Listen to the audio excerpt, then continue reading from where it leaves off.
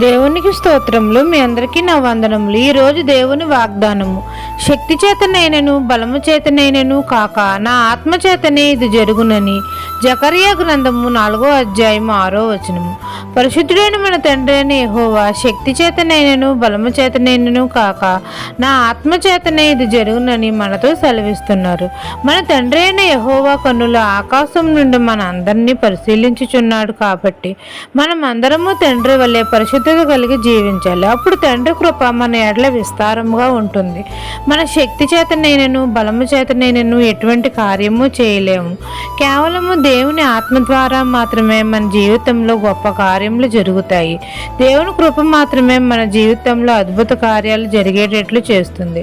దేవుని ఆత్మ ద్వారా మాత్రమే ఎటువంటి పర్వతం లాంటి సమస్య వచ్చినా దేవుని ఆత్మ చదును భూమిగా సమస్యను మారుస్తుంది. కాబట్టి